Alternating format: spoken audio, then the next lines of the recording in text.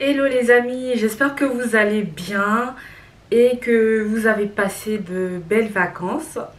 Je suis de retour, ça fait un bail, j'ai pas filmé parce que moi aussi j'avais bougé un peu.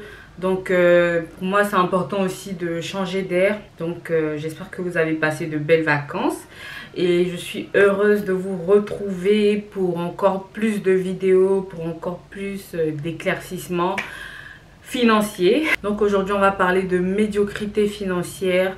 Pourquoi ne pas se contenter de la médiocrité financière? Et on va voir aussi pourquoi c'est important de se rendre compte que souvent, inconsciemment, on se contente de la médiocrité financière.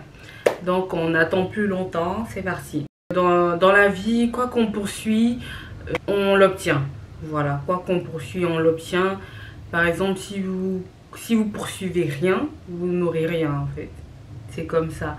C'est comme il y a une phrase, un proverbe qui dit qui ne tente rien n'a rien.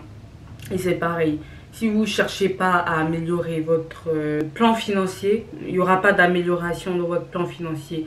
Si vous ne cherchez pas à être meilleur dans vos investissements ou à monter un business, gagner de l'argent, bah vous allez stagner et rien ne va se faire à part si vous gagnez à la loterie.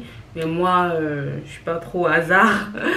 Mais rien ne va se faire. Donc pour moi, il faut se bouger, vraiment. Il faut se bouger. Parce que la médiocrité, c'est pas ce qu'on cherche. Et je connais pas quelqu'un qui va me dire ouais, je suis médiocre et je suis content. Non, ça n'existe pas. C'est toujours inconsciemment, on se contente, on veut pas bouger un doigt, on veut pas se bouger en fait. On préfère être là comme ça, dans notre zone de confort.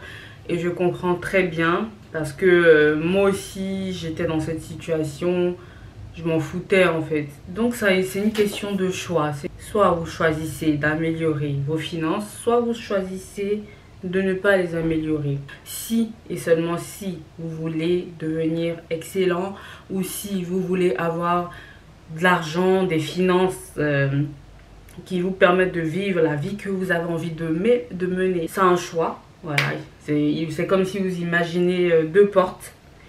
Il y a une porte qui est écrit médiocrité, une porte qui est écrit liberté financière. C'est à vous de choisir en fait. Mais le plus souvent, la plupart du temps, les gens ils choisissent la médiocrité et parce qu'ils ne veulent pas prendre des décisions, ils ne veulent pas faire de choix. Mais ce que vous ne savez pas, c'est que la médiocrité peut être très mauvaise pour vous.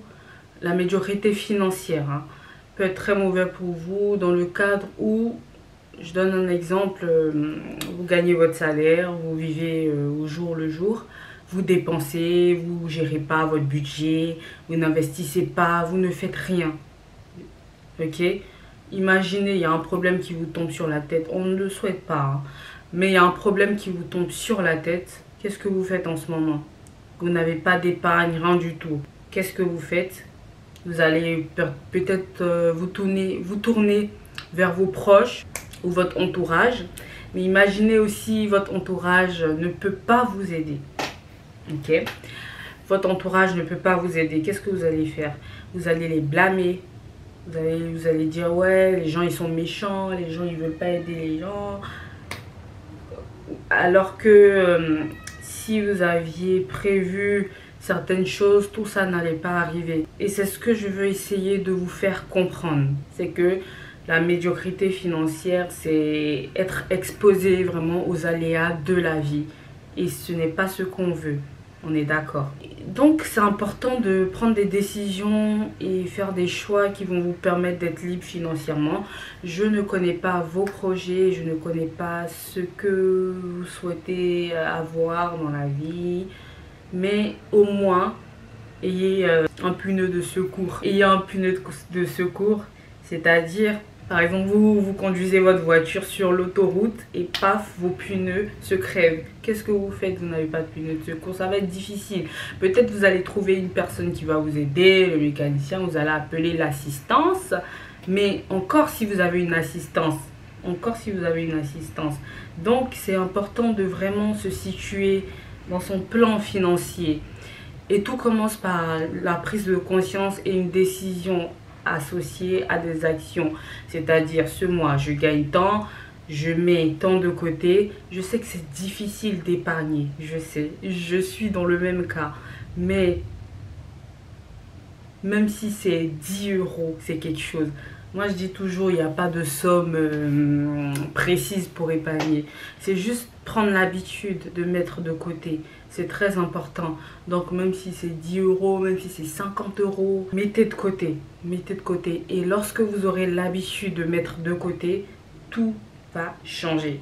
Je sais qu'il y a certaines situations, quand on était petit, c'était pas de notre faute. Voilà, on a grandi dans un environnement différent et c'est notre famille qui prenait les décisions pour nous, que ce soit financier ou dans la vie courante.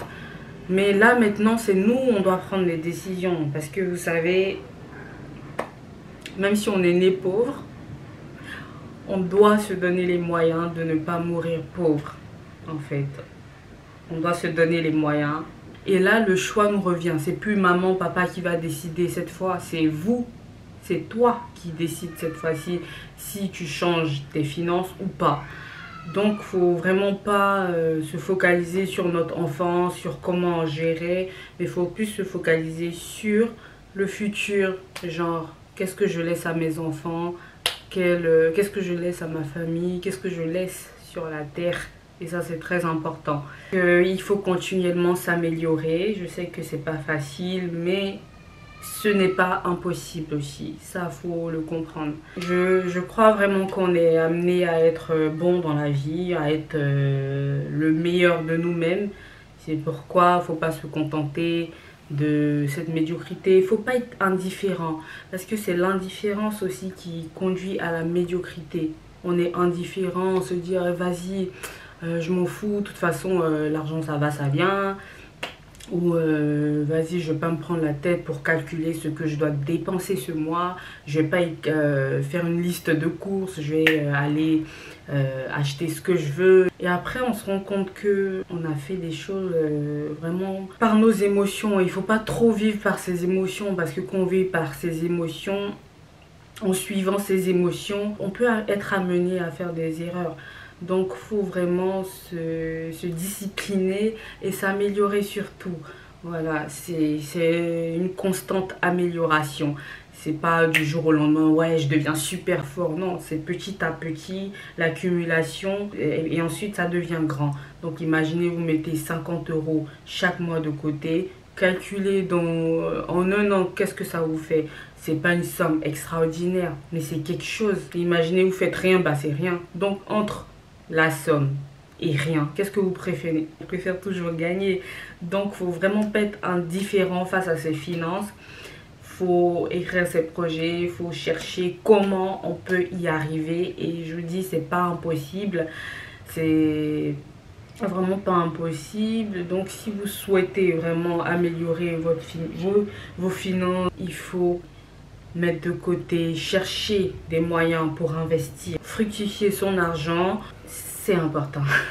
Et aussi, il y a des gens qui pensent que bah, tout va leur tomber du ciel. Non, en fait. Alors que si toi-même, tu reprends tes finances en main, tu n'auras pas besoin de blâmer l'État parce que tu vas profiter. Tu vas profiter. Donc, il y a des informations sur Internet, il y a tout sur Internet. Il suffit juste de lire un peu, se documenter, comment j'investis tel argent. Souvent, on a l'argent, mais on ne sait pas gérer, justement. Souvent, on a des sous, mais on ne sait pas gérer. Et ça aussi, c'est un gros problème. C'est un très, très gros problème qu'on peut améliorer. Donc, c'est un peu ça, je vais vous expliquer dans cette vidéo. Donc, pour avoir des résultats, vraiment, réveillez-vous. Sachez que c'est encore possible. Le passé ne détermine pas le futur et tout le monde est capable.